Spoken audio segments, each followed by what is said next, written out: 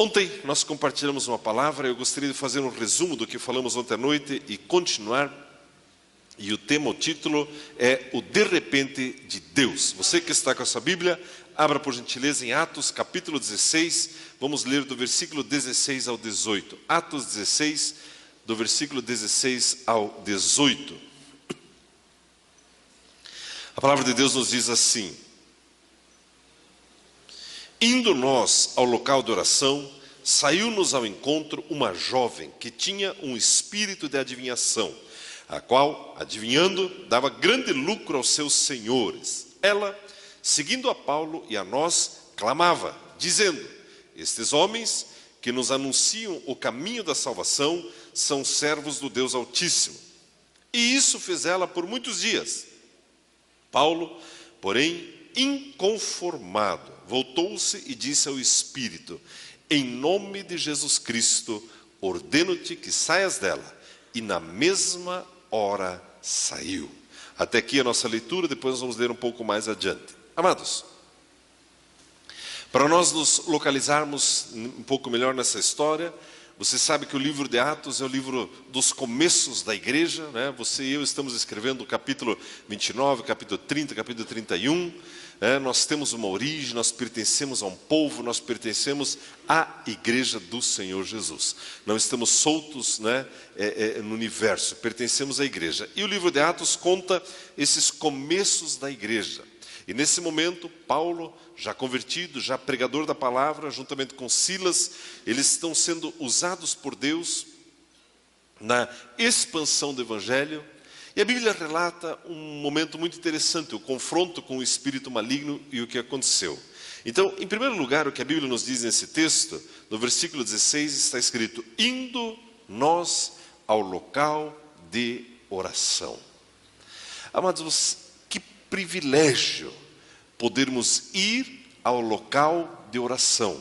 E aqui o local, não apenas o local físico, sim, temos um local físico, um novo templo, mas é muito mais o local da sua comunhão com Deus. Você sabia que isso é privilégio de crente? Ir ao local de oração? Aliás, ontem nós tivemos o nosso relógio de oração, 12 horas ininterruptas de oração aqui na igreja, um tempo abençoado, um tempo gostoso, e nós oramos porque cremos que Deus ouve e responde orações. Amém? Por isso é que nós oramos. E a Bíblia diz que Paulo, Silas, os apóstolos, os discípulos foram ao local de oração. Amados, esse é um privilégio seu. Eu estava compartilhando com a Verinha na sexta-feira à noite, vendo tudo o que aconteceu na sexta-feira, desde manhã cedo, bem cedo, aliás. Aliás, vamos aprendendo termos jurídicos. Você sabia que existia condução coercitiva? Eu nem sabia se esse termo existia, Todo mundo é doutor em condução coercitiva agora, E aprendemos isso na sexta-feira, e vendo, e sem entrar no detalhe se é culpado ou não é culpado, mas olhando tudo aquilo, e o ex-presidente vai depor, e gente a favor, e gente batendo no outro, e que bate naquele, que bate nesse, e bate porque tem um pouco de mortadela, o outro não bate porque gosta, é aquela confusão toda, e depois sai dali da tal da condução coercitiva, e o ex-presidente faz lá um discurso, e fala disso, e fala daquilo, e à noite os jornalistas, tudo fervendo, e todo mundo comentando, está certo, está errado, isso, fala. Eu falei para a Verinha, imagine como que está a alma do ser humano Luiz Inácio Lula da Silva. Esqueça se é culpado, esqueça tudo isso por isso. Imagine ele como pessoa, deitando no travesseiro, a hora que não tem mais sindicalista, não tem mais isso, tem ninguém de volta dele. Eu acho que ele deve dormir sozinho, com a esposa, Deve dormir com aquele povo todo com bandeira em volta da cama dele, A hora que deita lá na cama, como é que dorme? Você já imaginou como que está a alma desse homem? Alguns podem estar pensando, pastor, a minha nem te conto. Irmãos, mas você e eu temos um lugar para ir chamado local de oração. Não importa as pancadas que você leve na vida, você sempre pode ir ao local de oração. Que diferença na vida do ser humano. Não estou aqui julgando o ex-presidente se ele é crente ou não é. Sei que nos anos 80 meu pai teve a oportunidade de evangelizá-lo. Se ele aceitou ou não, eu não sei. Mas pelo que a gente vê, está meio longe assim do local de oração, né?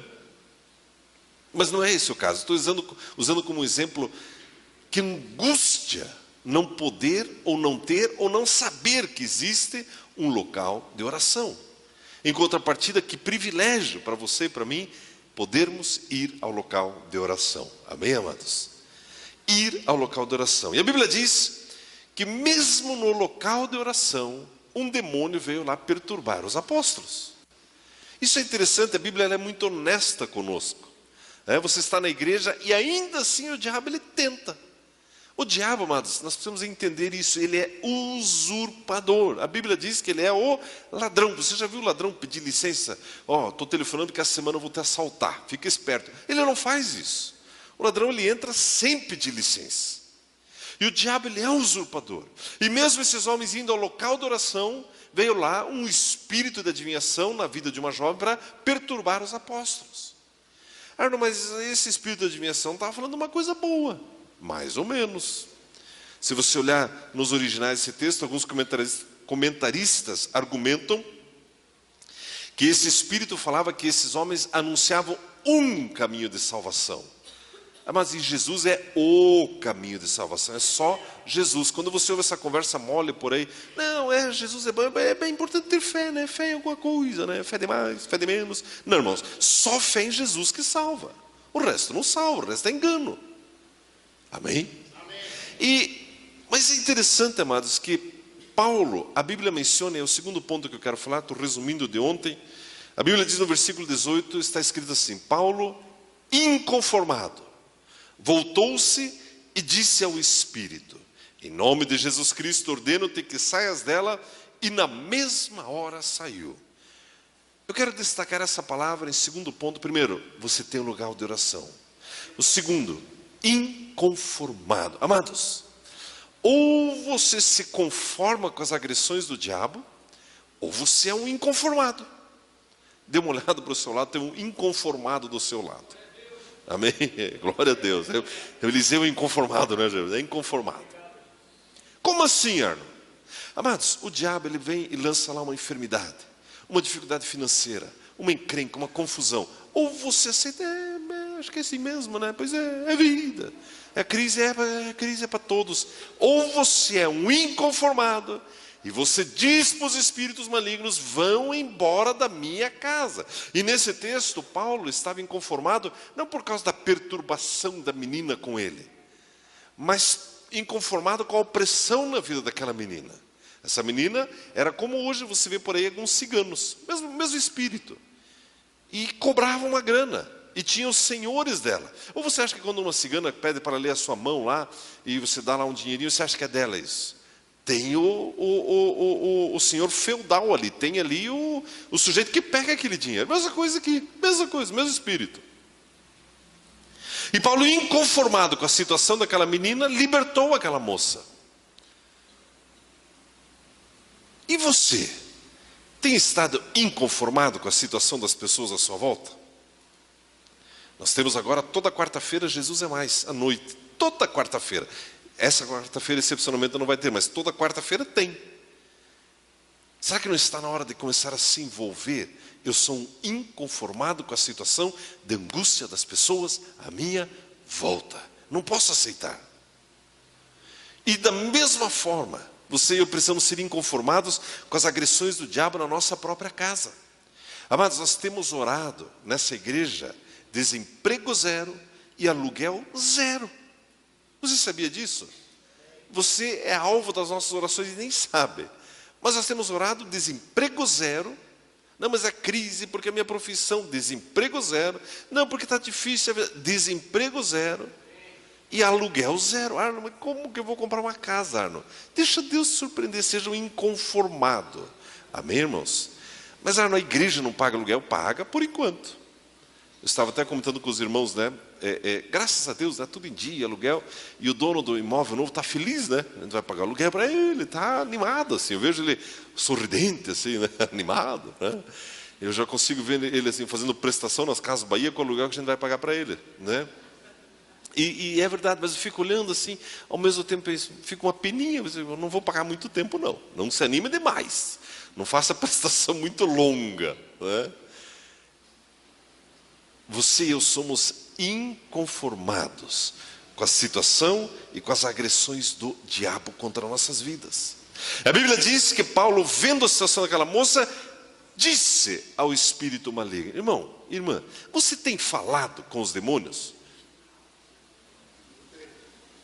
Não conversado com eles, mas tem mandado eles embora da sua casa? Ou simplesmente quebra lá o liquidificador, a batedeira, os troços vão estragando, e você...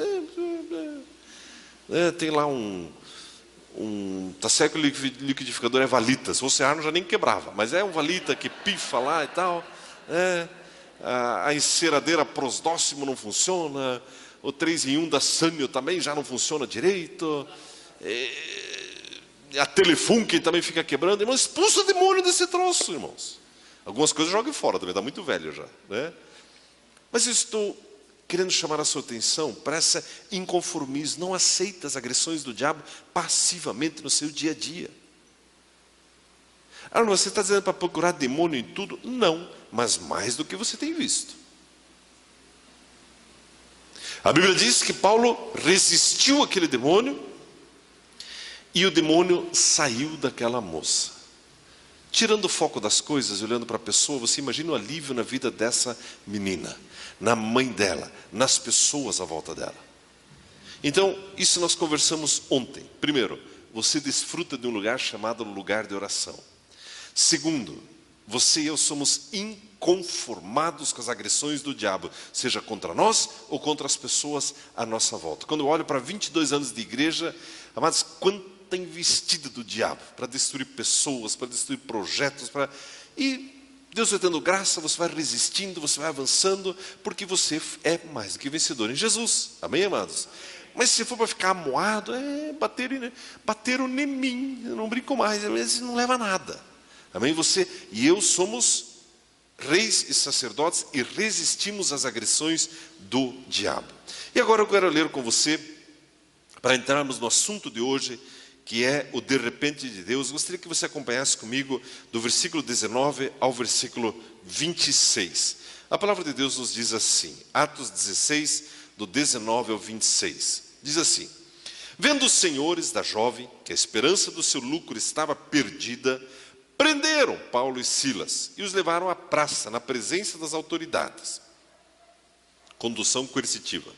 Apresentando-os às autoridades, disseram: estes homens, sendo judeus, perturbaram a nossa cidade e nos pregam costumes que não nos é permitido receber nem praticar, visto que somos romanos.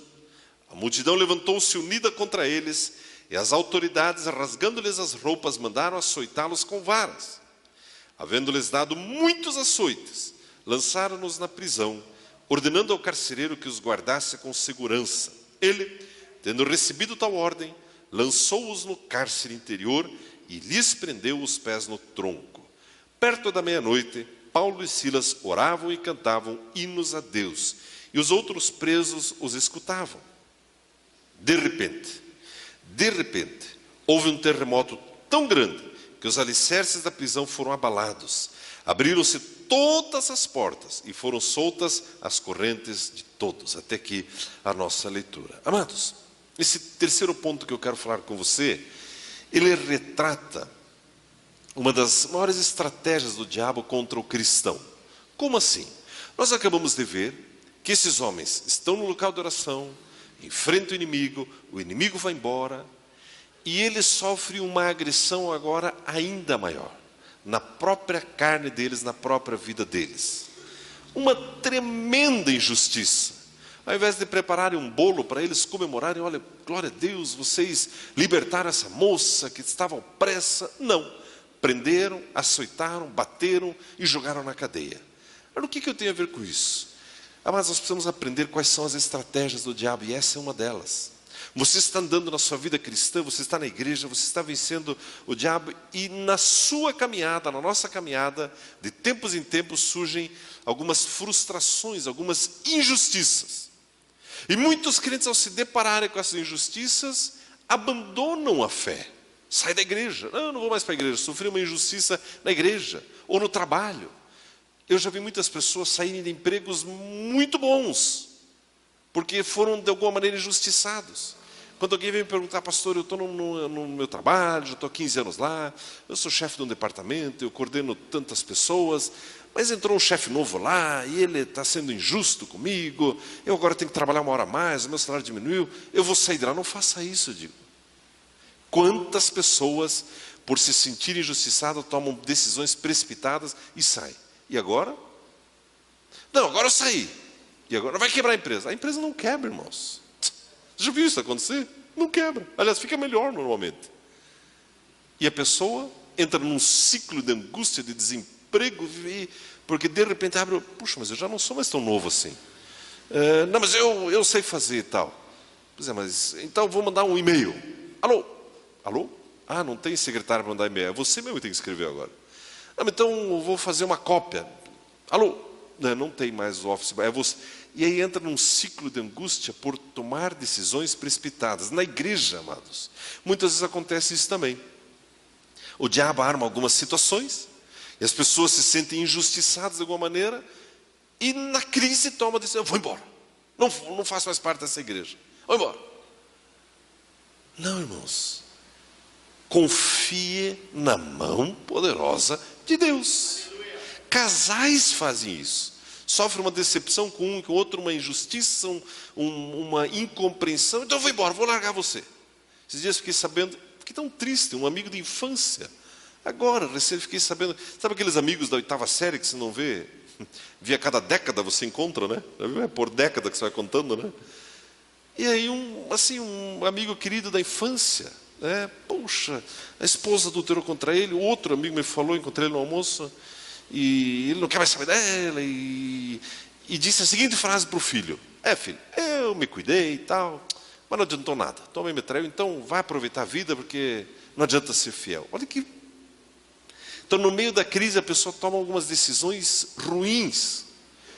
Espere, confie em Jesus.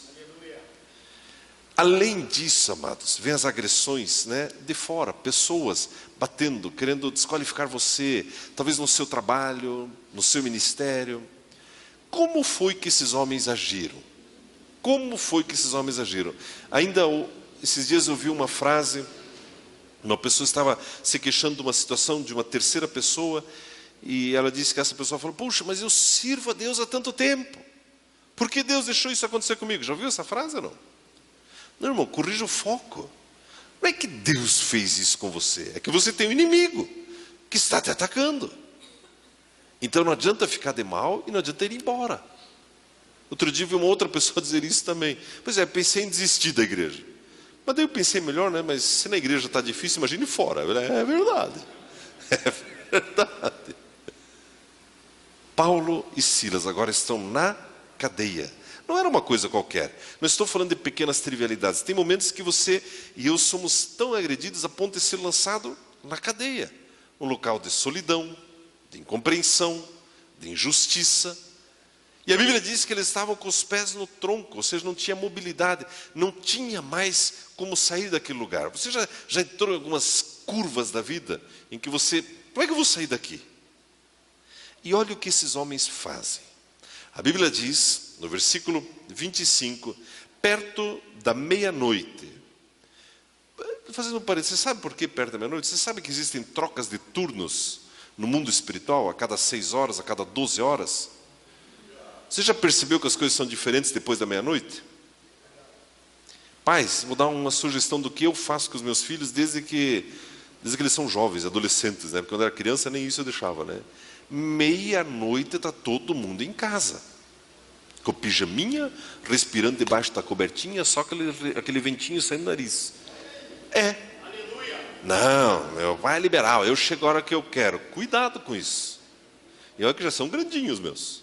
Meia-noite está em casa. Irmãos, é verdade, não sei porque estou te falando isso, mas estou te falando, presta atenção. Teu filho está entrando na adolescência, na juventude, meia-noite, deixa ele estar em casa. No meu tempo era 10 horas, aliás, né? Eu sempre fui um menino respeitoso, né, velhinho? Meia-noite em casa. Bom, mas enfim. Perto da meia-noite, Paulo e Silas oravam e cantavam hinos a Deus, e os outros presos os escutavam. Amados, isso aqui, não existe segredo na vida cristã, mas esse aqui é um deles. Não existe, mas esse é um deles. No meio da incompreensão, no meio da angústia, no meio de toda aquela situação, eles demonstraram a sua confiança no Criador. Amados, aqui está a diferença entre crente e crente. Aqui está a diferença entre aquele que reina e aquele que nunca vai reinar. Aqui está a diferença entre aquele que desfruta da herança e aquele que nem arranha a sua herança como cristão. Quando a Bíblia diz que eles oravam e cantavam, eles estavam demonstrando: Deus, eu confio no Senhor. Eu posso não entender o que está acontecendo, posso não compreender, não sei porque apanhei tanto nesse dia, mas Deus, eu confio no Senhor. Irmão, irmã, registre isso, ensine isso para os teus filhos. Teu filho chega em casa se queixando da professora, do diretor. É porque a escola que eu vou é a pior escola do mundo, porque todo mundo me bate e tal. Filho, ore e cante louvores. Mas mãe, também, ore e cante louvores. Mãe, a professora quer me comer vivo. Ore e cante louvores. Mãe, mas ela arranca a cabeça das criancinhas. Ore e cante louvores. Ensine, ensine, ensine, ensine. Viva isso na sua vida. Se eu perguntar aqui, você tem um chefe que faz injustiça com você? Muitos. Você tem um governo que faz injustiça com você? Quantos? Ore e cante louvores. Deus, obrigado. Deus, obrigado. A minha confiança é em Ti, ó Deus. Irmãos, a nossa confiança não é no governo, não é no dólar, não é nisso, é em Deus. Amém, irmãos? E esses homens estão nos ensinando que o nosso relacionamento, no nosso local de oração, é com Deus. É dali que vem a sua provisão, o seu cuidado. De repente você está pensando: não é que você não sabe o que eu tenho para pagar essa semana, esse mês. Na verdade eu estou desempregado. Ore e cante louvores. Ore e cante louvores. Deus, o Senhor, é fiel. Amém, amados? E a Bíblia diz, no versículo 26, aliás, no versículo 25 ainda, que eles oravam e cantavam hinos a Deus e os outros presos os escutavam. Eu gosto disso aqui. Irmãos, você e eu temos uma oração, um louvor que as pessoas à nossa volta precisam escutar. Não é um louvor só para você, não é uma oração só para você. As pessoas precisam ouvir daquilo que Deus tem feito na sua casa, na sua vida. Essa semana eu estava compartilhando hoje pela manhã uma experiência bem assim diferente. Na segunda-feira pela manhã eu estava lá na cidade de Palmas. Estava lá com meu filho e um gerente dele lá. Eles tinham que resolver uma questão de uma rua lá, para um projeto que eles estão fazendo lá. E eles foram lá numa empresa que tem máquinas e tal. Eu fui na prefeitura. E cheguei na prefeitura e pedi: Espírito Santo, dá um jeito nisso para a gente aqui, né? E daí eu cheguei no balcão de informações, uma moça lá, por gentileza, quem que é o secretário de obras? Enquanto ela procurava lá tal, tinha um sujeito assim, meio rechonchudinho assim, encostado no balcão, um telefone assim, com os cartões, carinha de prefeito assim, sabe? Eu olhei para ele assim e falei: você é o prefeito? Ele falou: não, mas eu sou o principal assessor dele, sou vereador e tal, o que o senhor precisa? Eu digo: opa, Jeová está agindo, né? Ele falou: precisava resolver uma questão de uma rua, assim, assim, assim. Ah, não, tudo bem, eu quero atendê-lo e tal. E começou a conversar. Vamos numa sala aqui. Ele foi em umas 5 salas assim, todas ocupadas, dos vereadores e secretários. Ele: vamos na sala do prefeito aqui mesmo. Digo: aleluia, né? E aí tinha uma mesa de reuniões. O senhor senta aqui um pouquinho, eu só vou telefonar ali. Ele foi na mesa do prefeito telefonar lá. E aí eu já mandei uns zaps, né, pro Andrés: venha na sala do prefeito. Como assim? Venha na sala do prefeito, né? Aí, daqui a pouco entra o prefeito. A hora que ele entrou na sala, nós estávamos na mesa de reunião, ele olhou para nós assim. Sabe aquela carinha, sabe a cara que ele fez? Chegou o senador que há 1 ano eu estou querendo trazer para a cidade e está trazendo a verba para a gente construir o hospital. Ele olhou assim: bom dia, aguarda só um minutinho, já atendo você. Eu digo: não, o senhor fica à vontade, o senhor fica à vontade. Mas ali eu já estava: Espírito Santo, o que o senhor está tramando aqui, né? Não tinha nada a ver com rua, né? Eu estava só de olho ali. Bem, aí sentou eu, o Andrés, o ajudante dele lá, e o prefeito e o vereador na mesa lá, no telefone, acertando. Daqui eles sentaram os dois. Aí o prefeito olhou para nós: quem são vocês? O que vocês querem, né? Aí eu falei, bom, é o seguinte, aquele moço lá é o agrônomo, esse aqui é o ajudante dele, eles têm um assunto para resolver com o vereador, mas eu sou pastor. E eu estou aqui porque tenho uma mensagem para o senhor. E o senhor não está bem, o senhor está assim, assim.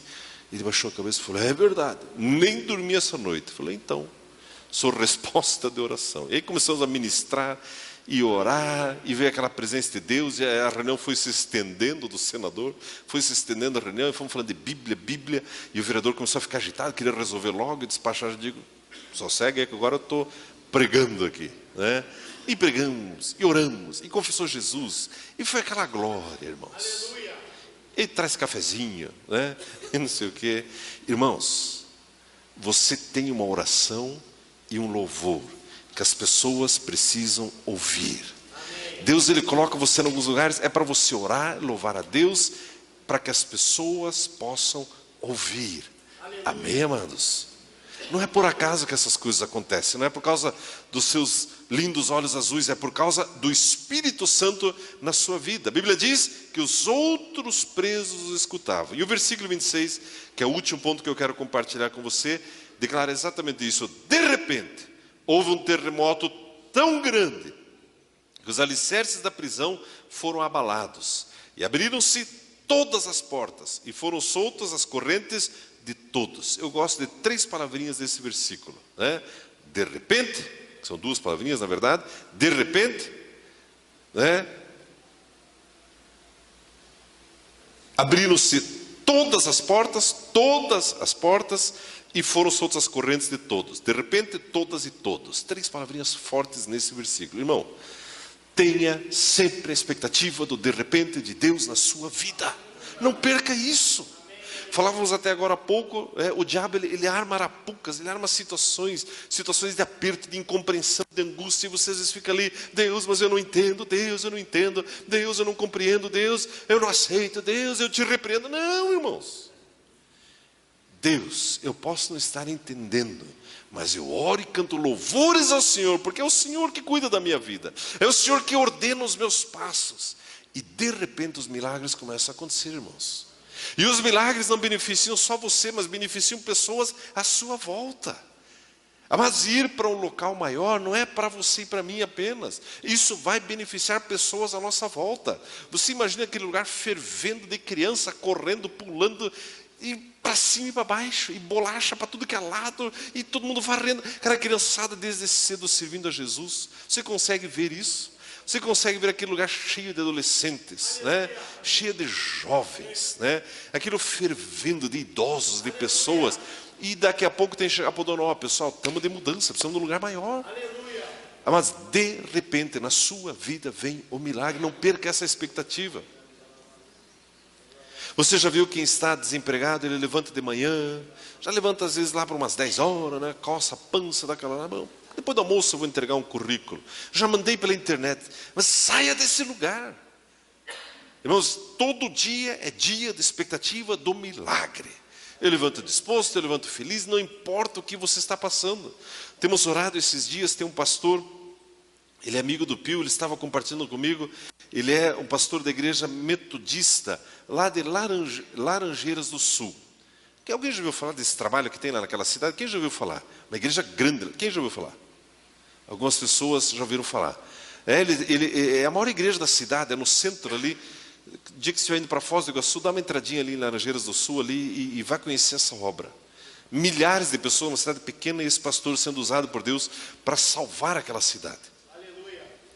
E esses dias nasceu o bebezinho dele. Agora, questão de 1 mês, 2, não sei exatamente. E o bebezinho com probleminha, e agora ele foi constatado hidrocefalia no bebezinho. Então eles vieram para Curitiba semana passada, fizeram uma cirurgia, implantaram aquela válvulazinha. Uma angústia, amados. Um lugar de aperto, como diz o texto, é um lugar do cárcere interior. E um pastor como esse, ele tem 2 opções. Deus, eu não entendo. Deus, eu não aceito. Deus, eu te responsabilizo por isso. Não. Eu oro e canto louvores. Aleluia. Deus está acima disso. Deus, o meu de repente vem do Senhor. O meu de repente vem do Senhor. Assim é na sua casa. Assim é na sua vida. Assim é na sua vida, irmão. Amém? Assim é a sua vida. De repente, mas cadê aquele? Já foi embora. Cadê aquele espírito? Foi embora. Cadê aquela opressão? Foi embora. Cadê aquela doença? Foi embora. Porque Jesus já pagou o preço por nós, irmãos. Por isso podemos ter a expectativa e a confiança do de repente de Deus nas nossas vidas. E vamos ao local de oração cheio de expectativa. Deus, eu creio no teu de repente, nos meus negócios, no meu ministério, na minha vida, na minha casa, no meu casamento, nos meus filhos, em todas as áreas da minha vida. Esses somos nós, essa é a igreja. Amém, amado? Você recebe essa palavra em seu coração, né? Desfrute do lugar de oração. Seja inconformado com as agressões do diabo. Não se conforme com a destruição do diabo na sua casa, na sua vida. Resista à ação dele, né? E não se deixe abater pelas injustiças da vida daquele outro. Ore e cante louvores a Deus. Deus, eu tenho a confiança que de repente virá o teu socorro, a tua libertação. Amém, amados? Glória a Deus por isso. Eu quero convidá-la a ficar em pé, por gentileza.